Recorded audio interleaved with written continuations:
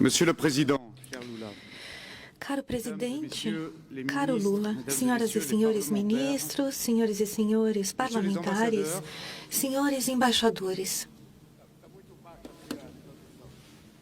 est-ce que la traduction fonctionne? Alô? 1, 2, 3. Le son Alô? est trop bas. O som está muito baixo? Faut-il que je parle plus fort? O som, vamos falar mais alto? Sim? Podem me ouvir muito bem? Monsieur le Président, Mesdames et Messieurs les Senhor ministres, presidente, senhoras e senhores ministros, senhoras e senhores parlamentares, embaixadores, senhoras e senhores, antes de mais nada, senhor presidente, gostaria de agradecê-lo calorosamente por sua visita de Estado, que nos toca profundamente, todo o povo francês, mas também por ter passado tanto tempo conosco e pela sua presença nesse fórum de negócios, que demonstra a importância que o senhor concede à relação entre nós dois países. Eu disse isso hoje cedo, durante a abertura do fórum. Senhor presidente, acredito que vivemos um momento propício para acelerar as relações entre os nossos dois países, um momento bilateral, franco-brasileiro. Esse primeiro momento é o fruto de uma proximidade e de um vínculo de amizade entre dois chefes de Estados que é bastante raro. Devo dizer que aqui na França, todos o sabem, a relação pessoal entre o senhor e o presidente Macron permitiu reforçar os laços entre os nossos dois países, entre a visita de Estado do nosso presidente, há mais ou menos um ano no Brasil, e a do senhor, hoje aqui em Paris, e gostaríamos de agradecê-lo por sua presença tão importante em Nice, a partir de segunda-feira, na cúpula das Nações Unidas sobre os oceanos. Assim, vivemos um momento internacional que nos obriga devemos nos questionar quais são os países que acreditam no respeito do direito internacional, quais são os países que acreditam em comércio livre, quais são os países que acreditam que baixar as tarifas tarifárias cria mais crescimento e mais empregos do que o inverso. O presidente Emmanuel Macron o disse em Singapura na semana passada. Somos muitos países a pensar dessa maneira e essa coalizão natural entre os países, com tantas afinidades, está se concretizando. Entre as 10 primeiras potências econômicas, a França e o Brasil sabem conversar e querem fazer o melhor e querem fazer mais. E esse é o objetivo desse fórum de negócios, fazer com que os empreendedores franceses e brasileiros se encontrem. O senhor mesmo conheceu mais ou menos 15 empreendedores que amam profundamente o Brasil, que gostam de investir no país e continuarão a fazê-lo, e que dão ideias aos nossos empreendedores. Franceses que ainda desejam visitar o país e se instalar no país. Então, nós vivemos um momento muito propício, bilateral, internacional. Essa é uma oportunidade que devemos aproveitar. Não podemos esquecer a realidade. Infelizmente, as trocas entre os nossos países ainda estão no nível que nós desejamos. São mais ou menos 10 bilhões de trocas entre os nossos dois países. E nós devemos, e eu sei que um certo número de acordos comerciais poderiam acelerar, de fato, essas relações e reunir todas as condições. Nós podemos e nós devemos aumentar de maneira significativa o nosso comércio. Também devemos aumentar de maneira substancial os investimentos franceses no Brasil e os investimentos brasileiros na França. Nós já temos 1.300 empresas francesas presentes no território brasileiro. Empregamos mais ou menos 500 mil funcionários no país. E 39 das empresas do CAC 40 estão presentes no Brasil. que l'économie Isso française, demonstra que quand a elle veut economia réussir, francesa, quando quer regarde obter le êxito, marché brésilien. Signe olha aussi para o mercado que pour nos brasileiro. entreprises plus Sinal petites, também que para as nossas petites et moyennes empresas menores, entreprises, pequenas e médias le marché empresas, brésilien o est mercado encore un défi brasileiro trop complexe ainda é um et qu'il desafio nous faut donc pouco les complexo accompagner. e assim nós Je citais ce precisamos matin Tom Jobim qui auxiliar disait essas que le empresas. Hoje Brésil, de ce manhã, n'était pas pour les eu citei amateurs. Tom Jobim, que Alors si diz ce que o n'est pas Brasil pour não les é para amateurs, il faut amadores. se faire accompagner par des experts. Assim, Et é en France, je le dis à tous nos necessário entrepreneurs o français dans la acompanhamento de salle, especialistas. nous avons la Team France Export. Então, eu digo para os franceses aqui Et je presentes, remercie nós le temos a directeur equipe général de francesa e eu Business gostaria de France d'avoir agradecer o organisé aux diretor-geral côtés da du Business MEDEF France cet que événement. organizou ao lado Les do conseillers MEDEF du commerce esse extérieur représentés par leur evento, présidente conselheiro Sophie de comércio Sidozvika, qui exterior. sont E partout todos dans le esses monde. conselheiros que Plus de estão 4.500, mais presentes no évidemment mundo todo, mais de très fortement 1.400, présents mas au muito Brésil. Je salue et presentes no remercie Brasil. très Eu chaleureusement gostaria la de agradecer Chambre de commerce et d'industrie a Câmara de Comércio franco-brésilienne et son Franco-Brasileira président, e o seu Wojtyla, presidente. qui est là. Que está Merci aqui. à toi pour Muito obrigado. non seulement l'amitié que tu permets Obrigado entre pela nos deux pays, amizade mais surtout ce que lien fomenta extrêmement entre fort os dois de países business que e tu pelo permets à toutes les vínculo de entreprises negócios justement que qui ont permite a besoin todas de as mieux comprendre, empresas de que mieux connaître precisam comment conhecer melhor réussir sur le territoire o mercado brésilien. Nous brasileiro avons e cette Team saber France Export qui est là como pour aider obter os les melhores entreprises resultados et pour faire possíveis. davantage. Donc le Obrigado momentum, il por est là. todo esse auxílio. C'est le moment d'accélérer. O momento Des de équipes acelerar d'experts pour vous acaba, accompagner, vous é les esse. avez. Et enfin, je terminerai Nós temos todo o en m'adressant potencial. aux entreprises E eu gostaria brésiliennes de présentes. terminar dizendo aqui às empresas Investir en brasileiras, France, c'est aussi investir na França Chaque é année, muito positivo. lors A de cada l'événement Choose ano, France, durante nous o accueillons de nosso plus en plus evento d'entrepreneurs dedicado brésiliens. aos negócios, nós Notre recebemos objectif cada vez est mais d'en accueillir empreendedores toujours davantage, brasileiros e nós queremos car dans ce receber monde si sempre mais. incertain, Porque nesse et vous mundo savez aussi cheio bien de que moi à quel incertezas, point e l'incertitude sabem est muito l'ennemi bem, numéro un de a l'investisseur. incerteza é o inimigo número um do La investimento. plateforme européenne A et a plataforma fortiori française est europeia une e a plateforme de plataforma stabilité. francesa Est são une plateforme plataformas de de certitude. estabilidade Et Monsieur e le Président, certeza. vous avez Caro évoqué senhor devant nos presidente, entrepreneurs à o senhor l'instant disse aos votre nossos engagement empreendedores há pouco dans la stabilité. Votre seu engagement engajamento com relação dans à le fait estabilidade, que des investisseurs com vont pouvoir se projeter a à plusieurs années possibilidade dos au Brésil. investidores de Eh bien, pensarem cette no valeur futuro, commune que nous avons um futuro sur des estável. secteurs d'activité Esses valores si comuns que importants nós temos em quand on a setores de besoin d'investir à long atividade terme. Je pense à essenciais l'énergie, quando nós notamment queremos aux énergies investir renouvelables, no notre longo prazo. spécialité commune. As Je energias, pense à la energias santé, renováveis, je pense au digital. nossa Tous ces especialidade secteurs-là, comum, et bien sûr les saúde, infrastructures et les transports, o mundo tous ces digital, secteurs-là qui ont besoin de infraestruturas, visibilité de moyen transportes, et de todos long esses terme ont setores besoin precisam de certitude, de uma de clarté visibilidade et de d'être longo solides sur ces prazo. appuis quand on parle de nos valeurs vis-à-vis du commerce Então, international. nós Le Brésil et la France partagent ces valeurs. temos esses Donc, valores, les investisseurs nós brésiliens compartilhamos sont esses les bienvenus. valores. En Então, France, os chaque investidores année, de brasileiros plus são en plus bem-vindos sont na présents, França. et la France est pour la 6e année A França consécutive é, la terre pelo la plus sexto attractive ano d'Europe. consecutivo, Bref, o país mais atraente da Monsieur le Europa, Président, em termos de Mesdames et Messieurs les negócios. ministres, Mesdames Senhor et Messieurs, Presidente, nous senhoras avons e senhores tout, non ministros, seulement nós pour temos réussir ensemble tudo dans ce monde para si fragmenté obtermos et qui êxito bouge nesse tant mundo tão et si vite fragmentado et de façon si e brutale. que está mudando de maneira surtout, brutal e ça rápida. nous appartient. Mas, sobretudo, Alors, je souhaite devemos ardemment fazê-lo.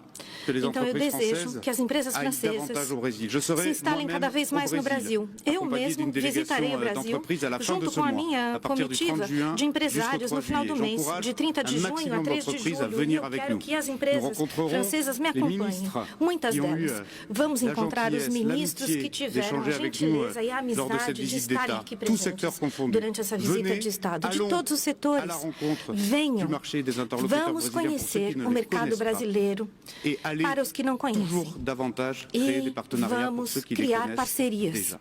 Encore une fois, Digo Monsieur isso le aos Président, que já merci pour conhecem o l'honneur que país. vous nous faites. Obrigado, d'être présent presidente, jusqu'à la pela clôture honra de que ce nos forum. faz, por C'est estar extrêmement presente aqui important. nesse fórum. Ça É représente muito tant importante. de la Isso considération representa que vous muito portez para à la nós. fois à notre pays et Vemos à a notre tissu consideração que o senhor entrepreneurial. tem pelo nosso Et país. je crois que cette année 2025 E esse ano ne de pourra que confirmer 2025 que notre só pode nouveau confirmar partenariat stratégique que a a encore nossa de nova très, très, parceria très beaux jours devant estratégica lui. Merci à vai tous. trazer ainda muitos frutos. Muito obrigada.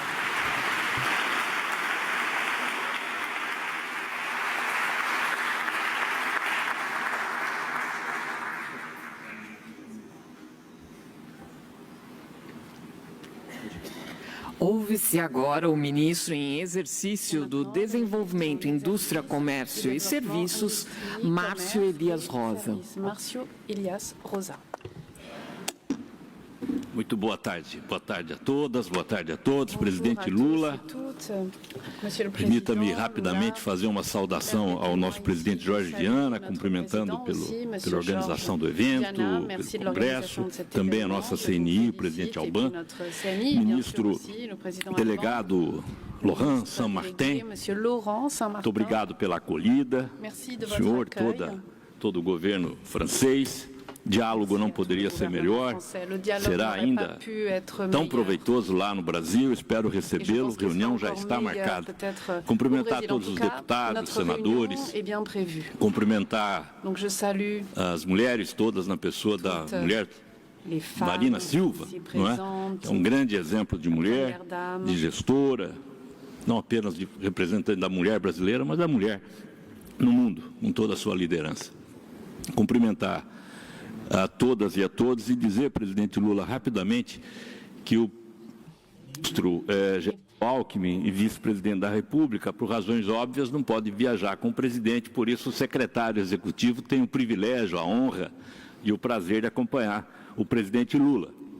E eu quero aqui reafirmar um compromisso, que é o compromisso do ministro Alckmin, mas também do Ministério da Indústria, eu diria mais, de todo o núcleo econômico do governo, de todo o governo, porque é o compromisso que o presidente nos impôs desde a campanha. A construção das soluções passa necessariamente pelo diálogo, por saber ouvir, por conhecer as demandas e encontrar soluções compatíveis com o resultado que nós queremos chegar, que é a promoção do desenvolvimento econômico, desenvolvimento social, com sustentabilidade. Sustentabilidade ambiental, sustentabilidade econômica, gerando emprego e renda, aplacando desigualdade e sustentabilidade social. Toda a política econômica é desenvolvida desse modo e hoje, se nós celebramos bons resultados, como de fato celebramos, o PIB no Brasil superou as expectativas, o PIB cresceu 3,4%, o PIB da indústria cresceu 3,3%, o PIB de serviço 3,7%, o comércio varejista no ano passado cresceu 4,7%. Nós tivemos os melhores resultados no mercado, no volume de vendas, no mercado automotivo, no mercado imobiliário, o Brasil voltou a crescer. A França segue pujante e o Brasil retomou o crescimento. Por isso é que essa parceria é tão boa. Essa política para alcançar esses resultados, necessariamente passa por políticas que são estruturantes, como a reforma tributária. Ninguém desconhece no Brasil a dificuldade para qualquer investidor de compreender as entranhas tributárias do Brasil, pois a reforma tributária aprovada, graças à liderança do presidente Lula, do ministro Haddad, de todo o Senado, a Câmara dos Deputados, o Congresso Nacional, desonerará completamente investimentos, as exportações, melhorando significativamente o ambiente de negócios. Passa necessariamente pela nova indústria Brasil, passa por uma política como a do PAC, da transição ecológica. Todas essas políticas que têm convergência e absoluta simetria têm permitido que o Brasil retome o desenvolvimento econômico, garantindo para quem escolhe investir no país segurança jurídica, previsibilidade econômica e algo que só o presidente Lula e o seu compromisso democrático é capaz de nos dar, que é a estabilidade política, absolutamente essencial para que se faça a opção econômica. O Brasil e a França, como bem lembrou o nosso ministro, têm uma corrente de comércio muito aquém da nossa potencialidade. A França é o terceiro maior investidor no Brasil, mas a nossa corrente de comércio não chega a 10 bilhões. Ou seja, o resultado não retrata a nossa potencialidade. E para que de fato ela possa crescer, é preciso que nós brasileiros estejamos aqui na França. É preciso que nós brasileiros do parque industrial, do setor produtivo, esteja presente aqui na França. É preciso que nós façamos também investimentos aqui. É hora de promover a integração produtiva das cadeias produtivas. Brasileiros aqui, franceses lá e juntos, talvez, em todo o mundo.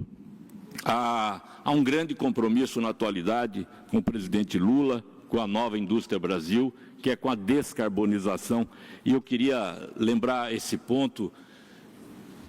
Ninguém, ou nenhum país, ou poucos países, permite a produção industrial com menor emissão de gases de efeito estufa. No Brasil, um painel solar na produção emite 80% menos gases do efeito estufa do que em outros locais. A produção de veículos emite cerca de 50% menos gases de efeito estufa. Os nossos polímeros emitem também menos 50% de gases de efeito estufa. Então, essa integração produtiva, tanto lá quanto cá, esse fortalecimento das cadeias de suprimento, com brasileiros investindo aqui, franceses lá, contribuirá para aplacar também a emergência climática, além de atender à segurança alimentar. Por fim, lembrar apenas, presidente Lula, do acordo União Europeia e Mercosul. Entre l'Union européenne et le Mercosur, très rapidement, quelques mots. Nous savons O Oriente nos impõe, que é o de esclarecer, prestar contas e informar a todos para que não resistam, porque não subsistam dúvidas. O acordo, ele é fruto do multilateralismo. O texto pactuado em 2018 não era bom, o texto a que nós chegamos agora, ano passado, ele é fruto do multilateralismo. Ele não é unilateral, ele não é bilateral. Foi construído graças a um consenso na União Europeia e no Mercosul. Ele busca a convergência em torno de propriedade intelectual, regras de origem, defesa comercial, mas também as normas fitossanitárias e sanitárias. Esse novo bloco pode ter, como nós sabemos, muitos milhões de pessoas, mas é fundamental que saibamos que, mesmo no capítulo agrícola, o que lá está estabelecido jamais vai representar uma significativa ameaça para nenhum produtor. Para nenhum produtor.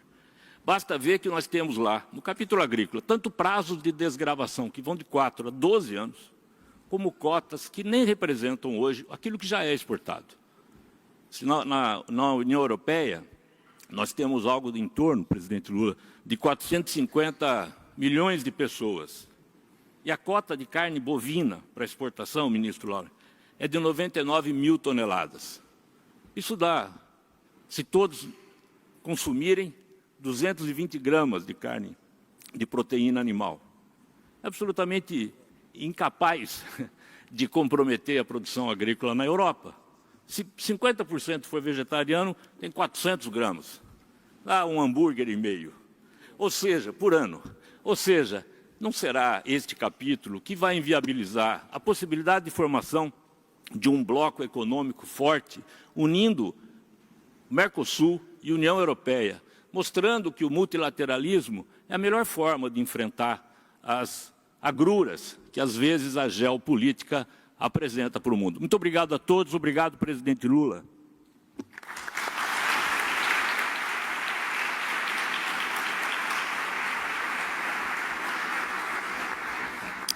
Com a palavra, o presidente da Apex Brasil, Jorge Viana. Boa tarde, eu não estava programado já por conta do atraso de falar, mas o presidente me deu a honra e me pediu que desse algumas poucas palavras, e elas são de agradecimento ao ministro, aos colegas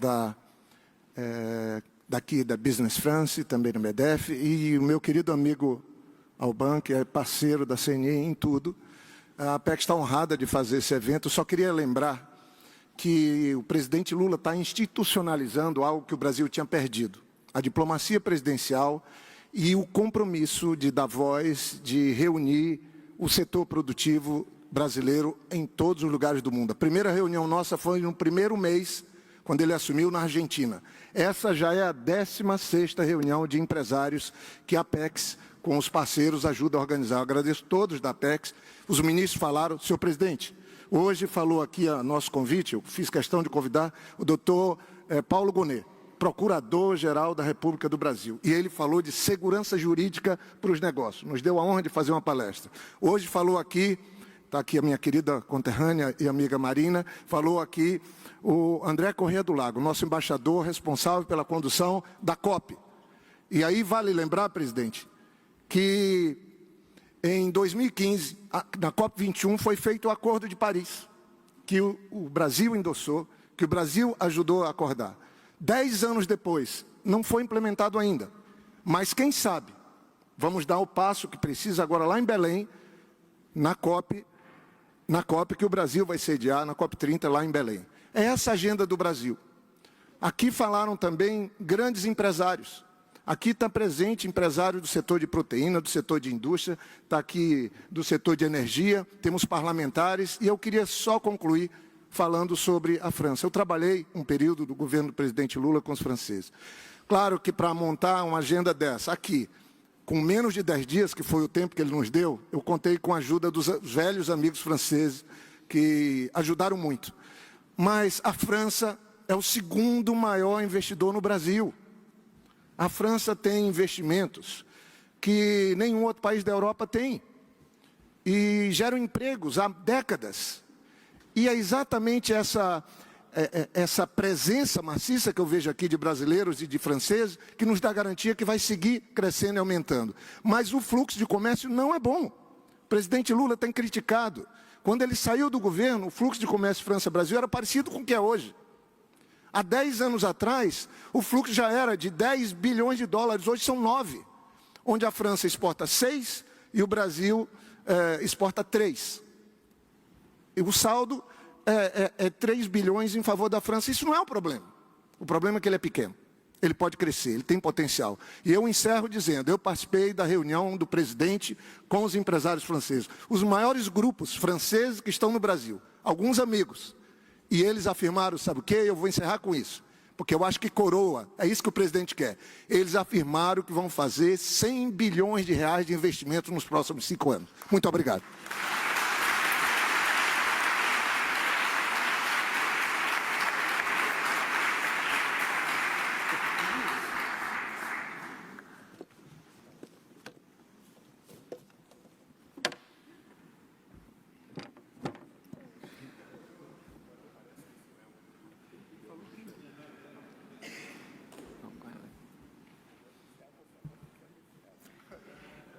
Senhoras e senhores, com a palavra o presidente da República Federativa do Brasil, Luiz Inácio Lula da Silva.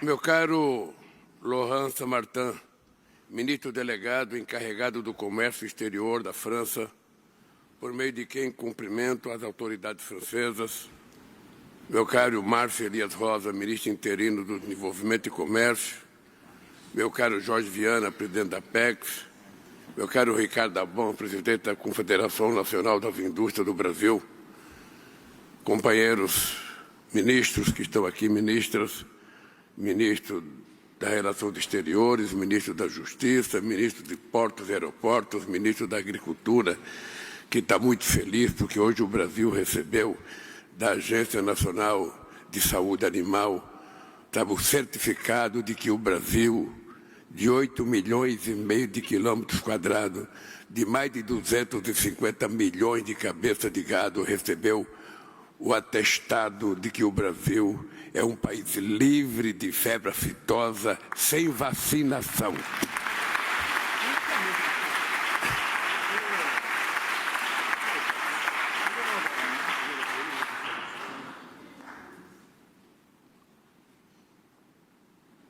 Meus caros deputados federais que me acompanharam, senadores da República, empresários brasileiros, empresários franceses, empresárias francesas e empresárias brasileiras, é uma grata alegria, depois de 13 anos de ausência, um presidente da República do Brasil voltar a Paris. Voltar a Paris não para passear, voltar a Paris para estreitar as relações entre dois países de uma língua de origem, muito forte com o latim. E ontem eu estou muito orgulhoso porque fui na academia homenageado, o segundo brasileiro a ser homenageado na academia. O primeiro foi Dom Pedro II, em 1872, se não me falha a memória. e eu consegui introduzir uma nova palavra no dicionário francês que não existia: multilateralismo. Foi incluída no dicionário francês.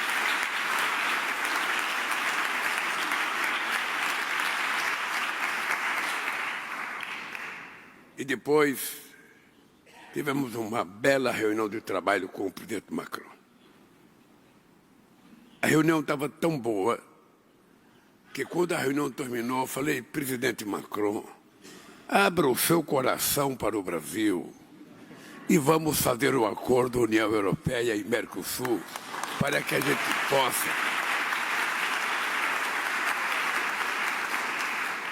a gente possa aproveitar esta oportunidade, que querem derrotar o multilateralismo, que querem derrotar o livre comércio. A volta do protecionismo não ajuda ninguém. Então esse é um momento extraordinário para a gente fortalecer as relações democráticas, as relações comerciais, as relações políticas, as relações econômicas e as relações culturais. É isso que faz com que eu esteja na França, um país que sempre me acolheu de forma muito calorosa.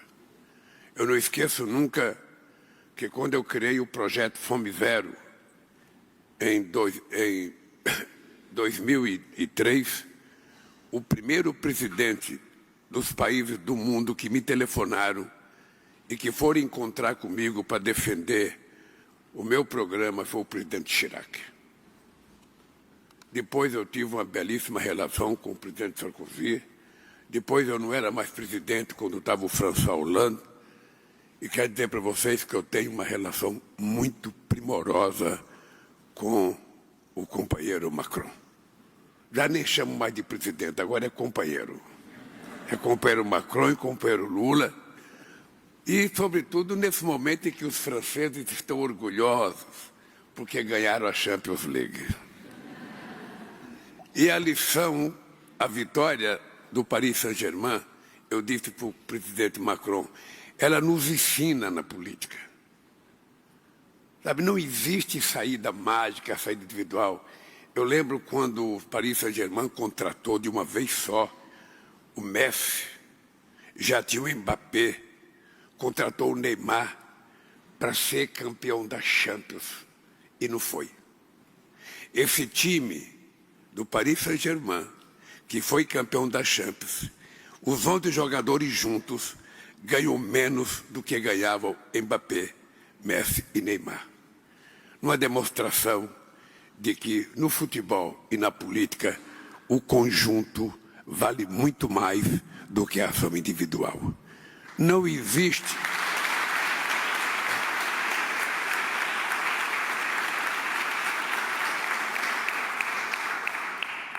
Quero aqui dizer que está o nosso embaixador André Correia, André Correia do Lago, que vai ser o presidente da COP30 no estado do Pará. Seria importante você levar para as pessoas saber quem você é, André. Levanta aí para as pessoas verem, olha para trás, pelo menos.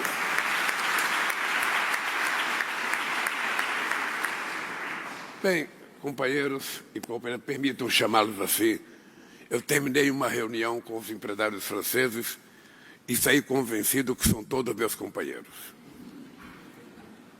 Aliás, até na reunião que nós recebemos o certificado, sabe, até com os empresários do agronegócio, eu achei que ali estava todo mundo companheiro. A gente percebe que tem momentos na vida da gente em que as diferenças desaparecem quando os objetivos comuns são contemplados. E eu não poderia deixar de reconhecer o trabalho vigoroso que os empresários do agronegócio brasileiro tiveram durante 60 anos para que a gente conquistasse esse certificado. E a gente precisa aprender a reconhecer o sacrifício. Da mesma forma que foi muito orgulhoso fazer a reunião com os empresários franceses e ver os compromissos e o carinho que os empresários franceses têm com o Brasil.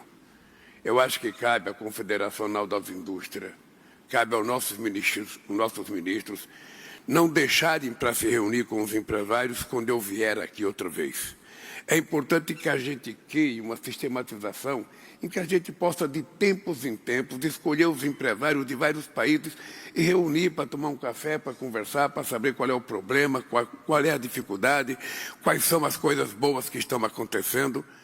Porque não tem explicação um país do tamanho da França e do tamanho do Brasil, com a economia da França, com a economia do Brasil, sabe, só ter um fluxo de comércio de 10 bilhões de dólares.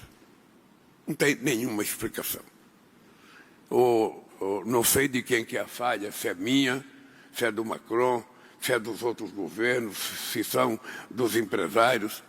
Porque o dado concreto é o seguinte: os ministros de comércio exterior não podem ficar sentados numa cadeira no ministério, tem que viajar. Os franceses têm que vender as coisas da França no mundo e o Brasil tem que vender as coisas do Brasil. Nós não podemos ficar sentados numa poltrona achando que somos o melhor do mundo e que alguém vai nos procurar para comprar alguma coisa nossa. Eu é que tenho que vender aquilo que eu acho que é bom. Se nós achamos que o Brasil é competitivo na área agrícola, ótimo. Nós temos que sair para defender os nossos produtos. Eu, por exemplo, disse ao ministro, disse ao Macron ontem, eu compreendo a necessidade dos discursos do governo francês com relação ao acordo, com relação à defesa dos seus agricultores.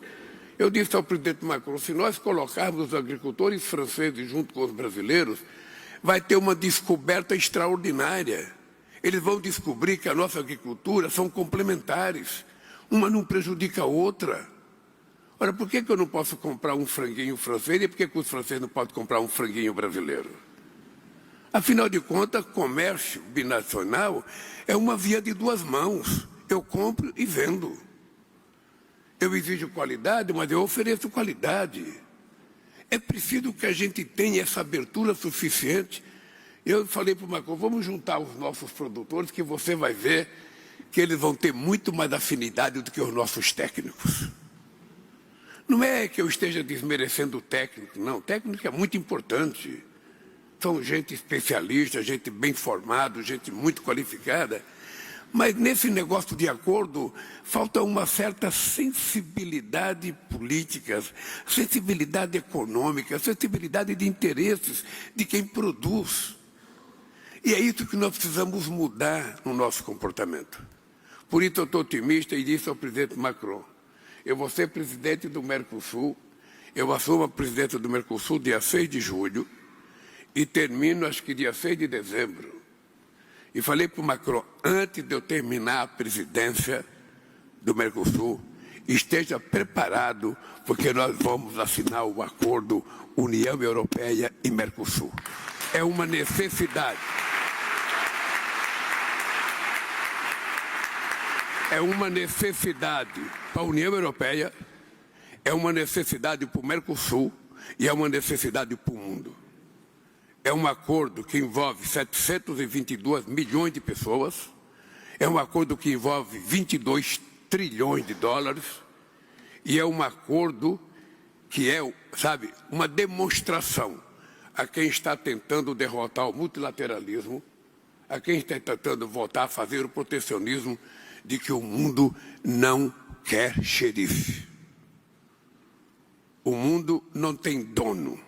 Cada país é soberano e, de acordo com a sua soberania, faz aquilo que quiser sem que ninguém de outro país dê palpite ou imponha taxação de forma desordenada a quebrar a harmonia de uma economia que já vinha funcionando bem.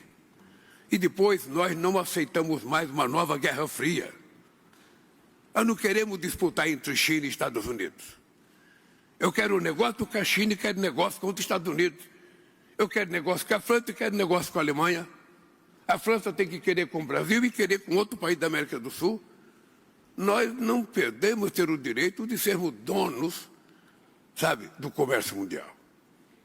Por isso, eu tenho viajado muito o mundo e vou continuar viajando. E nós vamos fazer uma coisa no Brasil, dia, acho que 7, 8 e 9, eu acho que vai ser a primeira vez. Aloysio, você que foi ministro das Relações Exteriores do Brasil, vai ser a primeira vez que nós vamos fazer os BRICS. ao terminar os BRICS, eu vou ter uma bilateral com a Índia, talvez uma visita de Estado da Índia, uma visita de Estado do Egito e depois uma visita do Estado da Indonésia. Só aí são 1.700 bilhões de habitantes. Então, quem quiser vender, se prepare, porque o que não falta é consumidor. É preciso que a gente se dote de argumento, porque cada visita dessa tem que ser dotada de reuniões empresariais. Porque os políticos não sabem fazer negócio. Os políticos, o máximo que eles fazem é abrir a porta. Quem sabe negociar são vocês, empresários, que se prepararam para isso. Então, o meu compromisso é permitir que os empresários brasileiros participem ativamente disso, Oban, e a Apex, ou seja, para a gente faça grande negócio, porque o mundo não protege quem fica em casa descansando. É preciso sair para trabalhar. Eu levanto todo dia às 5h30, faço 2 horas de ginástica e vou dormir meia-noite ouvindo notícias negativas contra mim. E estou feliz da vida. Estou feliz da vida.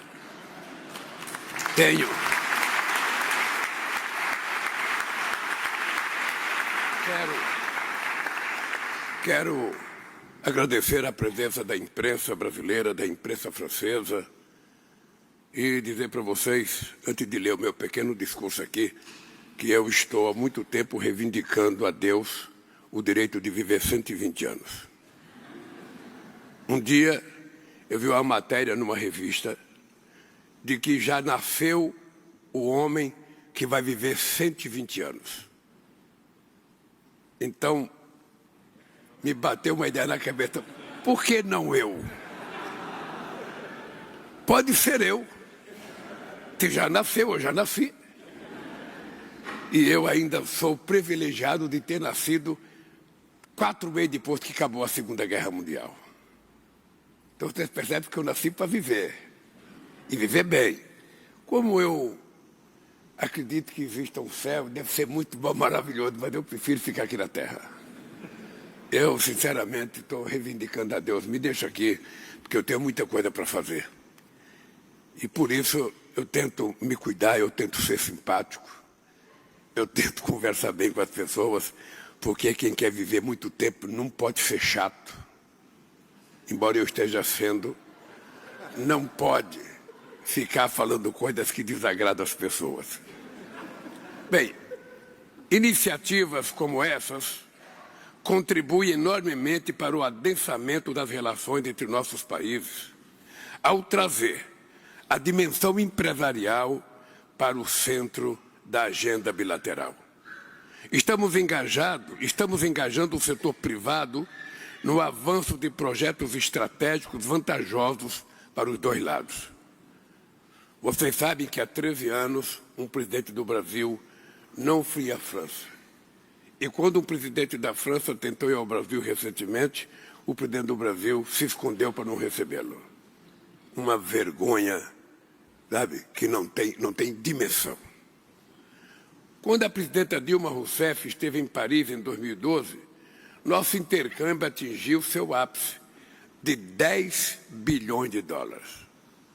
Sinceramente, uma vergonha. É muito baixo. O Brasil com o Vietnã já tem 13 bilhões de fluxo de relação comercial. Então, vocês, empresários franceses, e vocês, empresários brasileiros, tratem de trabalhar, pô. Vamos sair daqui lançando um plano de meta. Nos próximos 10 anos vamos chegar a 20 bilhões. E trabalhar para isso, porque se não tiver plano de meta e a gente só fizer as coisas quando a natureza permitir, não dá certo. Nós temos que forçar, tentar garimpar, descobrir as oportunidades. E posso dizer para vocês, em se tratando da transição energética e da transição climática, poucos países no mundo oferecerão as oportunidades que o Brasil está oferecendo. Poucos. Nós não queremos ser o melhor, mas queremos apenas ser o maior. É isso que está na nossa cabeça e esse é o objetivo do governo. Bom, desde a vinda da presidenta Dilma, nós não conseguimos retomar nem os 10 bilhões. Meu governo está determinado a recuperar o tempo perdido e levar nosso comércio à altura da parceria estratégica com a França. É com esse propósito que trouxe em minha comitiva ministros, governador, aliás, governador, eu vi a cara do governador Brandão do Maranhão aqui presente. Obrigado por ter vindo nessa reunião, companheiro Brandão. Essa parceria é estratégica porque tem vocação para estimular a pesquisa, a inovação, a produtividade e a competitividade. É com muito orgulho que acabo de participar da cerimônia de certificação, já falei isso, do Brasil pela Organização Mundial da Saúde Animal. O sistema de sanidade da agropecuária brasileira é exemplo para o mundo. Tem muita gente que às vezes eu vejo no jornal que tal país não quer importar tal coisa do Brasil porque tem problema. Eu queria dizer aos empresários franceses, não acreditem no que eu estou falando. Mandem seus técnicos, seus especialistas ir ao Brasil para acompanhar de perto. Eu, sinceramente, acho que a gente não tem a melhor política de sanidade animal. Política sanitária, mas eu duvido que tenha um país que tenha melhor do que nós. No máximo, é igual. Porque os nossos produtores aprenderam que se a gente quer ganhar espaço no mundo, a gente tem que ser o melhor. E eu disse agora há pouco para os empresários, ninguém ganha uma medalha de ouro na Olimpíada, sabe, se não treina sistematicamente a semana inteira. Se alguém acha que pode ficar na boa vida e depois vai ganhar a medalha, pode tirar o cavalo da chuva. Aliás, eu tive a oportunidade de jantar, junto com o Macron, com um cidadão de 140 quilos, que é 5 vezes campeão olímpico de judô pela França. Quem quer tem que ter qualidade, cara. Então o Brasil se preparou para ser competitivo. O Brasil se preparou. E nós queremos a medalha de ouro da melhor política sanitária que qualquer país do mundo tenha, porque nós não podemos retroceder. Então, companheiros, na desconfiança, visite o Brasil. Visite, peça informações, vá nos nossos laboratórios, que vocês terão uma resposta extraordinária sobre as coisas que nós estamos fazendo. Práticas inovadoras permitem que sejamos o 4º maior produtor mundial de alimentos, utilizando apenas 8% do nosso território. E nós agora, para cumprir as exigências que as mudanças climáticas estão a exigir, nós estamos com uma política muito séria de recuperação de terras degradadas, o equivalente a quase 60 milhões de hectares de terra, que nós queremos disponibilizar para as pessoas recuperar, plantar, sem precisar devastar a floresta que está em pé. É simples isso. Ao invés de destruir uma coisa boa, vamos recuperar uma coisa ruim. Esse é o desafio que está colocado para nós. Eu estou convencido que também nós conseguiremos muito sucesso nessa política. Mais da metade do Brasil permanece com cobertura vegetal, sabe, do jeitinho que Deus fez o mundo. Só a natureza que coloca e tira quando quer. Mas a gente tem muita coisa preservada no Brasil. Com o Programa Nacional de Recuperação de Pastagens Degradadas, vamos ampliar a produção sem cortar uma única árvore. Nossa indústria também é competitiva em vários setores de elevado conteúdo tecnológico. Projetos bilaterais, como o Programa de Submarinos em Itaguaí ou a Fábrica de Helicópteros de Itajubá, têm enorme potencial transformador. Aprofundar a integração dessas e de outras cadeias de valor permitirá gerar mais emprego, mais renda para os dois lados, franceses e brasileiros. Meu governo está recuperando a capacidade de planejamento do Estado brasileiro e priorizando a reindustrialização. O meu comandante da Marinha, o almirante Olsen, veio nessa viagem porque nós estamos concluindo definitivamente o acordo com os franceses para a gente produzir o navio de propulsão nuclear em parceria com a França. Isso foi um acordo feito com o presidente Sarkozy e nós esperamos concluir o mais rápido possível, porque o Brasil, além de ter uma costa marítima de 8.000 quilômetros, o Brasil tem responsabilidade de 5.700.000 quilômetros quadrados de mar. Nós temos muita água para tomar conta além da nossa. E não dá para ir de canoa. Não dá. Então nós temos que ter um submarino, sabe, desses que somente as potências mundiais têm. E por isso nós estamos. E também helicópteros. Nós queremos fazer uma grande compra de helicópteros em parceria com os governos dos estados, para que a gente cuide da segurança pública dos estados, para que a gente cuide do desmatamento, sabe, dos incêndios nas florestas brasileiras e para que a gente cuide da nossa defesa. O Brasil é um país, sabe, que além desse território imenso que o Brasil tem, a riqueza mineral, a riqueza do oceano, e a gente não tem efetivamente uma preparação de uma potência para cuidar disso, por isso nós precisamos produzir helicóptero no Brasil, com a França, para vender para a América Latina. Esse é o nosso desejo. Por isso é que nós estamos discutindo, quem sabe quando o Macron for para lá na COP, a gente já tenha esse acordo para a gente assinar e começar a fazer com que a fábrica da Elibras, na cidade mineira de Itajubá, se transforme numa grande fábrica construtora de helicópteros. O acordo que a Fiocruz celebrou com a Sanofi e o Instituto Pasteur, hoje, associam pesquisa e produção, demonstrando o dinamismo e a capacidade do complexo industrial da saúde. Nossa indústria cultural também floresce. O premiado Cinema Nacional, celebrado no Oscar e no Festival de Cannes, confirma o talento da nossa gente. É importante dizer para vocês uma coisa que eu acho muito séria. O Brasil é um único país do mundo com mais de 100 milhões de habitantes que tem um sistema único de saúde, aprovado na Constituição de 1988. Este sistema de saúde único sempre foi muito atacado por setores privados que não se conformavam com o nosso sistema único. Quando veio a Covid, se não fosse esse sistema único, a gente teria perdido muito mais gente do que perdemos.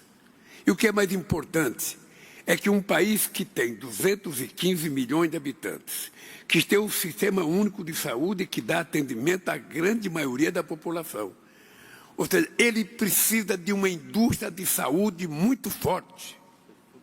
E é por isso que dentro dessa nova indústria Brasil, a gente tem um capítulo especial sobre a indústria da saúde para comprar máquina sofisticada, para produzir no Brasil máquina sofisticada e para produzir todos os remédios que nós precisamos. Porque no Brasil, 41 remédios de uso contínuo são doados de graça para as pessoas. De graça, a pessoa sai do médico, leva o remédio. E mais ainda, agora estamos criando um programa de saúde chamado Agora Tem Especialista, que é garantir às pessoas mais humildes do país que quando ele fizer a sua primeira consulta, que o médico dizer que ele tem que procurar um especialista, ele vai ter um especialista logo, e quando o especialista disser que ele tem que fazer uma ressonância magnética, ele não pode esperar 11 meses, 10 meses, 12 meses. Nós queremos que seja imediatamente. E por isso nós estamos acreditando muito de que essa indústria da saúde será uma coisa extraordinária, sobretudo num país que tem um instituto como a Fiocruz, sabe, que tem um instituto, sabe, da maior qualidade, e eu acho que nós vamos ter sucesso. Eu fui na China há poucos dias atrás e fizemos acordo para produzir muitas máquinas importantes dentro do Brasil. Nós vamos resolver um problema sério, porque o pobre, antes recebia a receita do médico, levava para casa, põe em cima do criado e morria sem ter dinheiro para comprar o remédio. Nós começamos a dar remédio de graça. Mas então agora eu tomo remédio, mas vai no especialista. Como não tem especialista, ele morre sem ter um especialista. E eu quero que as pessoas tenham, na área da saúde, um tratamento muito respeitoso. E aí eu tenho certeza que essa indústria da saúde vai crescer de forma extraordinária. Na indústria cultural, também floresce. Vocês sabem que nós estamos fazendo uma coisa extraordinária. Esse motivo do orgulho do Brasil ganhar um Oscar. Com um filme que conta uma história muito interessante. O filme chama-se Ainda Estou Aqui. É a história da mulher de um deputado que foi chamado pela Polícia Federal na época do regime militar, pela Polícia Federal não, pelo regime militar, e nunca mais voltou. Mataram ele. E a mulher dele, sabe, o filme é sobre ela. E o filme é um livro feito pelo filho dele, que é um cadeirante. Marcelo Paiva, que é um grande escritor, um companheiro de primeira qualidade. E também, sabe, o Festival de Cannes. É muita coisa, muito orgulho para nós, que sempre fomos tratados como um paísinho de terceiro mundo. A gente ganhar Cannes e ganhar o Oscar é motivo de muito orgulho, igual vocês ganhar a Champions League, que nunca tinha ganho, é para nós ganhar o Oscar, que nunca tínhamos ganho, e Cannes, que nunca tínhamos ganho.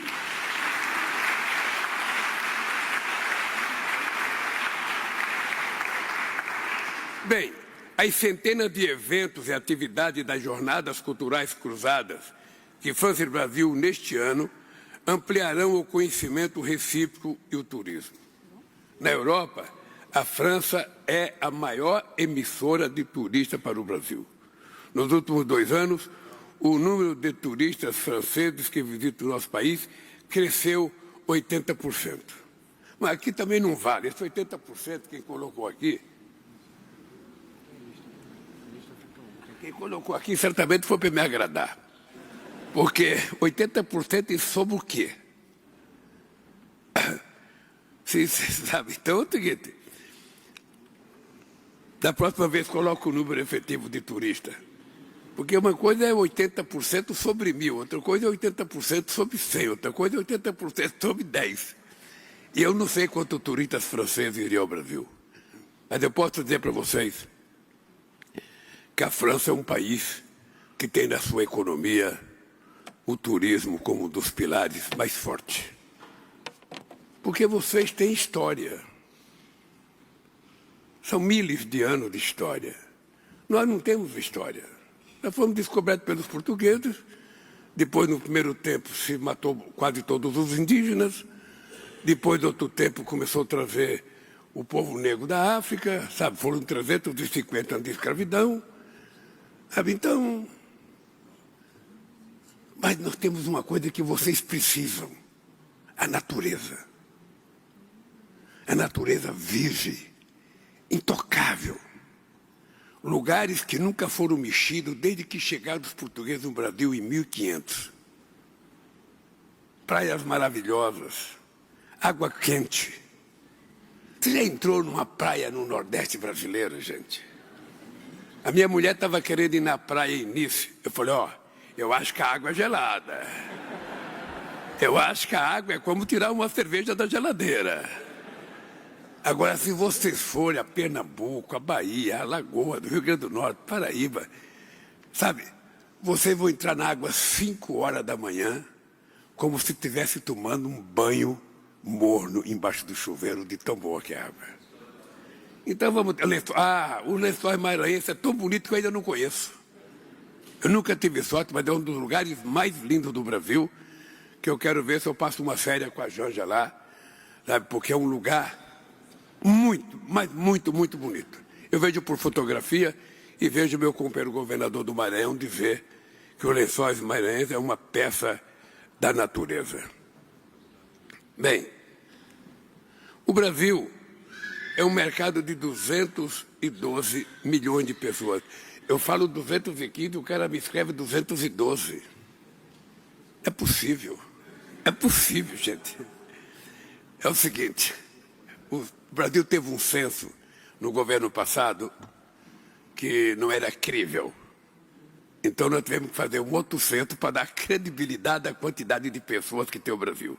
Eu ainda trabalho com a ideia de 215 milhões de brasileiros, que é um número redondo e é o número que o Brasil merece, 215. Bem, e com uma classe média em expansão, uma juventude criativa e uma democracia vibrante. Contrariando os pessimistas nos mercados internacionais, nos últimos 2 anos o Brasil cresceu acima de 3%. Vocês podem falar assim, esse Lula, esse cara vem aqui falar que o Brasil cresceu 3%, o que é 3%? Quanto é que cresceu a França? Poucos países cresceram mais que 3%. Qual é a novidade nesse crescimento? A novidade nesse crescimento é que desde que eu deixei a presidência da República em dezembro de 2010, o Brasil não crescia mais que 3%. Então ficou 15 anos sem crescer mais de 3%. Voltou a crescer quando eu voltei à presidência. Cresceu 3,2% no primeiro ano, cresceu 3,4% agora, e se prepare porque a gente vai continuar crescendo. Porque tem uma coisa que eu acredito que eu vou dizer para os empresários brasileiros e franceses. É uma lógica econômica que eu construí. Eu não aprendi na universidade, porque a universidade não ensina isso. Não ensina isso. A minha lógica é o seguinte: muito dinheiro na mão de poucos significa pobreza, significa miséria, significa fome. Agora, pouco dinheiro na mão de muitos significa exatamente o contrário. Significa distribuição de renda. Porque quando um cidadão pega $1 bilhão no banco, ele até fazer o seu empreendimento vai demorar anos, ou ele vai pegar num banco e colocar no outro para render lucro. Mas quando você coloca dinheiro na mão do povo, mesmo que seja pouco, aquele dinheiro volta para o mercado imediatamente. Ele volta no dia seguinte, com agravante. Como o povo não pode sonegar imposto, ele vai pagar de cara 28% do dinheiro que ele recebeu. É descontado na hora. Ele não tem forma de sonegar imposto. Não há possibilidade de evasão fiscal. Então eu acredito muito nessa história de que nós precisamos fomentar cada vez mais crédito para as pessoas mais humildes. Crédito, crédito, crédito. Fazer o dinheiro circular. O dinheiro não pode ficar no Banco Central ou ficar nos bancos, não. O dinheiro tem que circular na mão das pessoas. E esse é um dos sucessos do nosso governo. Já foi no governo passado, quando a gente cresceu 7,5%. Eu ia nas reuniões, visitava o mundo e meus ministros só falavam da macroeconomia, da macroeconomia, da macroeconomia. Eu só falava da microeconomia. Da microeconomia. Eu quero o dinheiro na mão do povo. Para que ele possa ter crédito, o microempreendedor individual, dinheiro na mão das mulheres, das pequenas mulheres empreendedoras no Brasil. É muita gente. E esse dinheiro gera emprego. Esse dinheiro tem um retorno imediato. E é esse o sucesso da economia brasileira. Só de inclusão social, o Brasil tem aproximadamente mais de 360 bilhões de reais. Dinheiro que em outros governos não se daria. Porque tem muita gente que não gosta de ajudar os pobres. Tem muita gente que acha que assim mesmo tem que ter pobre e tem que ter rico. O rico tem tudo, o pobre não tem nada. E assim vai. Passa séculos e séculos e séculos as pessoas pobres. E eu não acredito que as pessoas nasceram para ser pobres. Eu acredito que as pessoas nasceram nas condições que eles tinham que nascer. Mas a partir do nascimento, o Estado tem a responsabilidade de criar as condições dele ter oportunidade para não ser mais pobre. É isso que nós temos que fazer.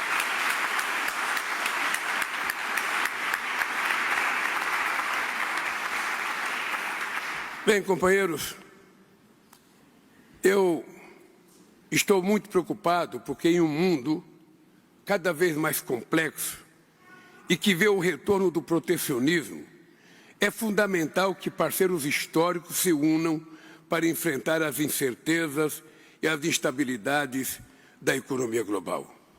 Eu estou seguro, mas estou mesmo, de que nós vamos concluir o acordo União Europeia-Mercosul, que não vai dar resultados imediatos para nós, não.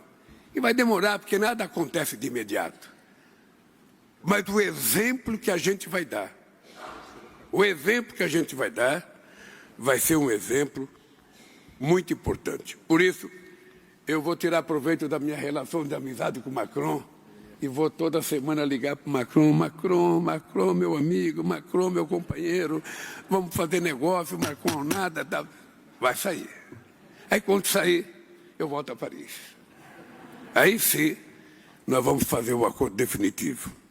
Eu tenho a certeza, eu já falei para vocês, de que ontem eu falei para o presidente Macron, vamos chamar um grupo de pessoas ligadas à agricultura francesa, um grupo de pessoas ligadas à agricultura brasileira, e vamos colocar numa mesa. Vamos colocar numa mesa para conversar. Qual é o teu problema? Qual é o teu problema? E vamos perceber que há muita complementariedade entre os produtores franceses e os brasileiros. Sabe? A França tem coisa muito especial e isso não tem competitividade, ela vai continuar vendendo. Mas nós temos coisa boa também. Ô, gente, você não sabe a qualidade da carne brasileira. Não sabe a qualidade. Eu, se fosse ministro da Agricultura, tinha convidado todos vocês para o churrasco. Mas ele, como é suvina, não chama.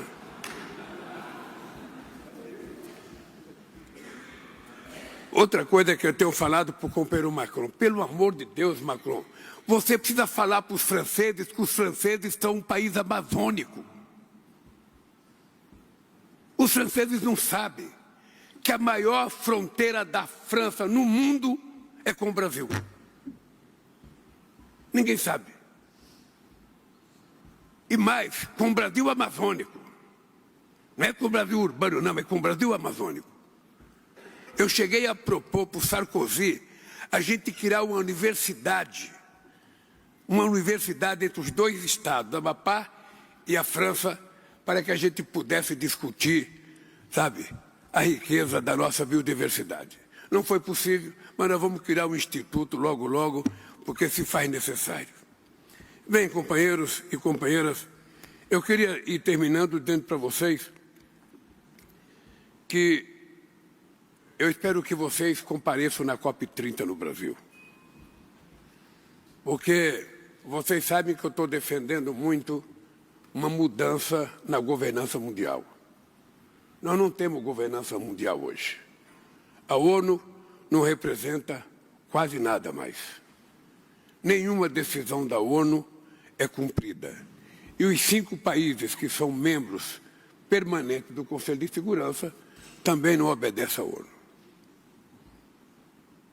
Então, fica o Putin fazendo guerra com a Ucrânia sem decidir na ONU. Os Estados Unidos invadem o Iraque sem decidir na ONU. A França e a Inglaterra vão para a Líbia sem passar pela ONU. O que passa pela ONU? A ONU criou o Estado de Israel em 1947. Por que não criou o Estado palestino agora? Porque não tem força. A geopolítica...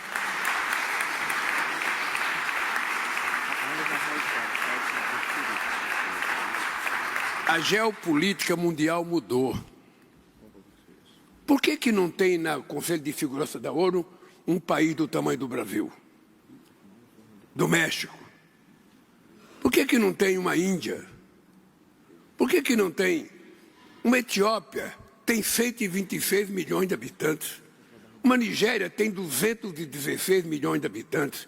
Um Egito tem 100 milhões de habitantes. Todas essas pessoas estão fora. A Alemanha está fora, o Japão está fora porque a China não quer, a Alemanha está fora porque eu não sei o que quer. Gente, não funciona assim. Vamos entender, não existe mais a ONU que foi criada depois da Segunda Guerra Mundial. É preciso que a gente abra a nossa cabeça para entender que a ONU precisa voltar a ser representativa. Quando a gente decida alguma coisa na COP30, como se discutiu o Acordo de Paris, as pessoas não cumprem. E qual é a punição que eles têm? Nenhuma. quando os Estados Unidos recusa a cumprir o protocolo de Quioto e depois tenta sair do Acordo de Paris, o que é que vai acontecer na COP30?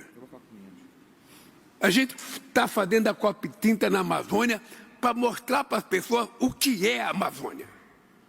Porque tem muita gente que fala na Amazônia, mas tem pouca gente que conhece. E a gente quer que as pessoas vejam do que nós estamos falando. Porque dizem que a Amazônia é o pulmão do mundo, eu já briguei com isso desde os anos 80. Eu viajava o mundo naquela época, Marina, em qualquer país que eu chegava, não, porque a Amazônia é o pulmão do mundo, não pode desmatar a Amazônia. Eu falava, a Amazônia é o pulmão do mundo, mas a nossa dívida externa é a pneumonia. Então, por favor, nos ajuda a curar dessa pneumonia para a gente poder salvar esse pulmão. E ainda hoje,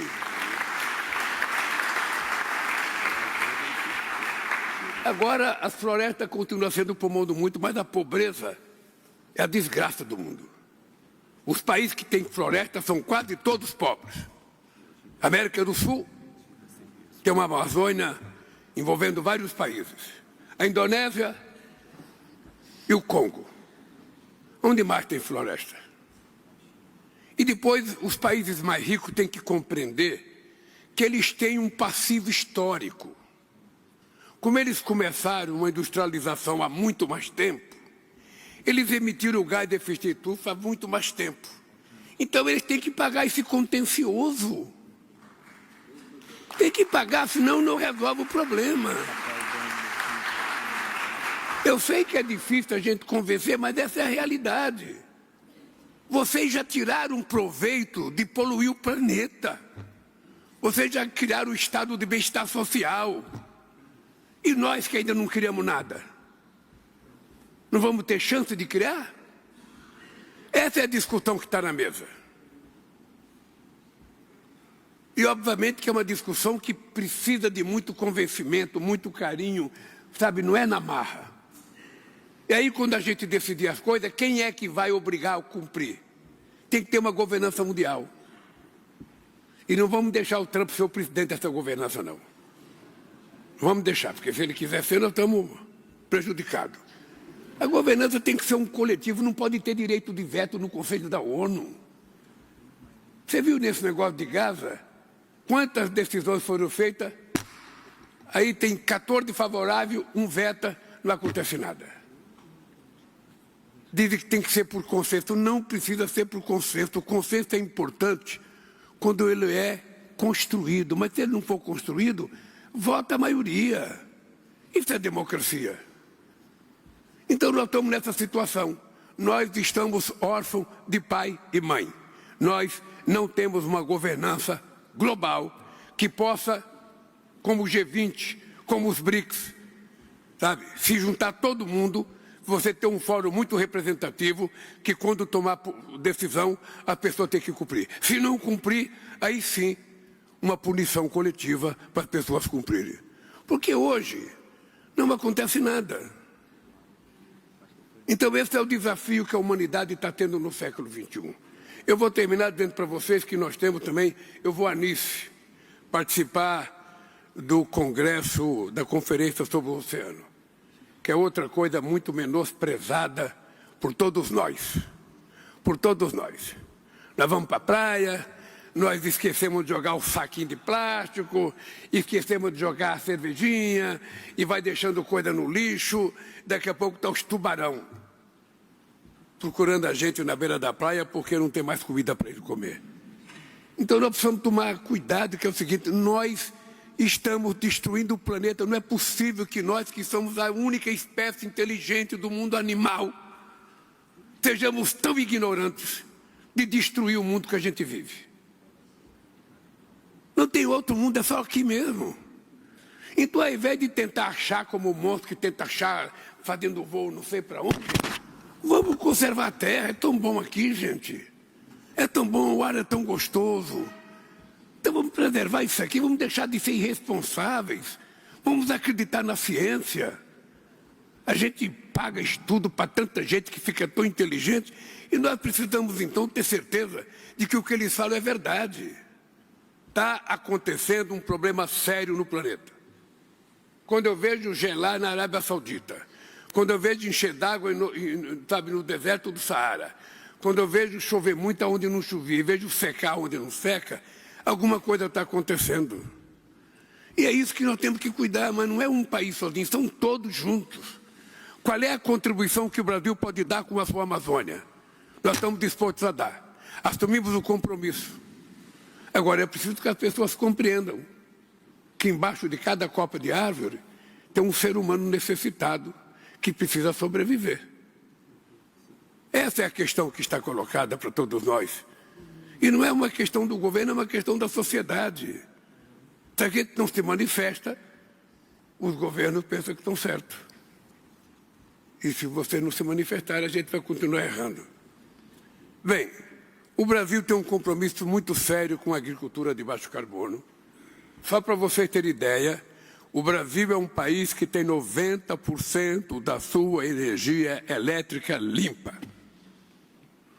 O Brasil tem uma gasolina que utiliza 30% de etanol na mistura. E o Brasil tem um óleo diesel que usa 15% de biodiesel no óleo diesel. Então ninguém no mundo vem dar lição para a gente, sabe, de descarbonizar o planeta. Mas nós precisamos sobreviver. E o que nós queremos é construir parceria, nada mais do que isso. É construir parceria para que a gente tente coletivamente encontrar uma solução para garantir aos nossos filhos, aos nossos netos, um mundo habitável. Porque se a caloria ultrapassar 1,5 graus e chegar a 4, como estava previsto antes do Acordo de Paris, nós iremos pagar um preço muito alto. Bom, dito isso, queridos companheiros e companheiras, eu estou pulando as páginas aqui para acabar logo o meu discurso, porque eu já improvisei demais. Eu queria dizer para vocês que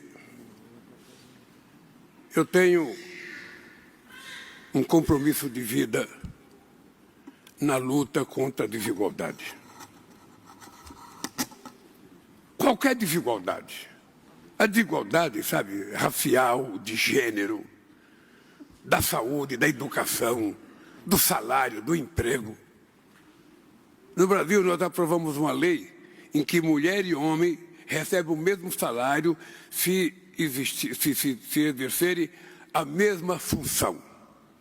Se der o trabalho igual. Mas nós temos que ir para a justiça, porque a lei, sabe, todos os empresários questionam. Então, como é que a gente acaba com o preconceito? Como é que eu vejo nos jornais? A Europa está se preparando, se armando. Não sei que país colocou 800 bilhões de dólares para comprar armas. Foi a União Europeia toda. O Japão volta a comprar arma. O mundo gastou ano passado 2 trilhões e 700 bilhões de dólares de armas. E, ao mesmo tempo, nos nossos olhos, o Haiti está sendo destruído pela fome. 733 milhões de pessoas no planeta Terra vão dormir toda noite sem ter certeza de que no dia seguinte terão um café com leite e um pão para tomar. Isso não é capaz de indignar a gente? Olha, se isso não for capaz de indignar a gente, sinceramente, eu acho que a humanidade precisa ser revista. Aliás, precisa mesmo. Porque hoje, muitos de nós estamos sendo algoritmos. Nós não pensamos mais, nós falamos do celular, manda a gente fazer. Não é assim? Quantas horas vocês passam com o dedo no celular, procurando notícia que nem interessa para vocês? Quantas horas? Não é verdade? E nós ainda estamos inventando uma coisa chamada inteligência artificial. Imagina o que vai ser uma campanha eleitoral com inteligência artificial. 100% de mentira. 100% de mentira. Isso é inteligência artificial. É tudo o que dizem que é. Eu fico com medo, porque para que o ser humano, então? Nós vamos ser descartados. O cara vai olhar para mim e falar, esse Lula? Eu vou querer um presidente pela inteligência artificial. Esse cara com pensamento urbano, com pensamento de combater a fome. Inteligência artificial é só coisa nova, é só coisa sofisticada, não tem mais problema. Você acredita que o ser humano é capaz? Ele não descobre que ele é tão inteligente que ele é capaz de construir uma inteligência para superar dele e ele ficar inútil? Então, eu sinceramente, eu sou daqueles que eu prefiro ser um ser humano com sentimento. Eu choro. Quando alguma coisa me toca no coração, eu choro. Eu choro com novela, eu choro com revista, eu choro com filme, eu choro quando eu vejo crianças precisando de coisa que a gente poderia dar. Coisa simples, simples, simples. No meu país, o governo passado passou 7 anos sem aumentar a refeição escolar. 7 anos. No meu país, muita gente acha que para controlar o déficit fiscal, você não precisa dar aumento do salário mínimo. O mínimo é o mínimo. Como é que você pode cortar o aumento do mínimo e do mínimo? Então eu fico imaginando se não era bom a gente deixar que o humanismo prevalecesse na alma da gente. Humanismo. A gente voltarmos a ser mais carinhosos. A gente ir para o restaurante e ficar olhando na cara do amado ou da amada sem o celular. Aí você vai perceber que o seu namorado é bonito. Ele vai perceber que a sua namorada é bonita. Ou que o parceiro que você tem é bonito. Mas nós estamos ficando manipulados pelos algoritmos.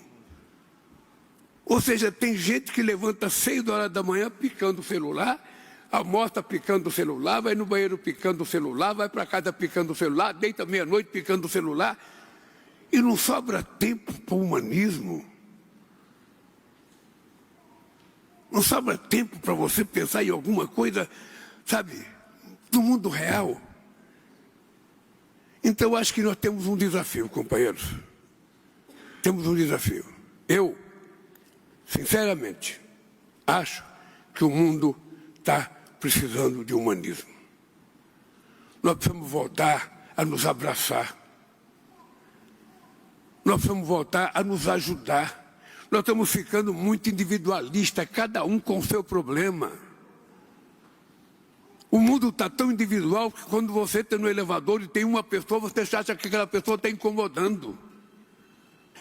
O mundo está tão individualista que quando você sai da sua garagem com o carro e tem um carro na sua frente, você acha que o cara do carro não presta. Ele está te atrapalhando. Este mundo não serve para o ser humano. O ser humano nasceu para viver em comunhão, em comunidade, nos ajudar. Eu ontem estava no meu apartamento aqui no 3º andar e estava vendo as pessoas saindo do metrô. As pessoas já saem do metrô olhando o celular, não olham nem para a escada. As pessoas ficam, sabe? As pessoas nem olham para o lado se tem uma moça bonita, um rapaz bonito. Nem olham para o lado. Está todo mundo assim. Os meus ministros também. Na reunião eu proibi usar telefone, no meu gabinete também não usa telefone celular, porque os caras marcam audiência, chegam na minha sala e querem atender telefone. Então, meus companheiros, eu disse que não ia ser chato e fui muito chato. Mas que não veio sempre aqui, eu espero que vocês desculpem a minha chatice. Muito obrigado pelo carinho e muito obrigado pelo dia de hoje.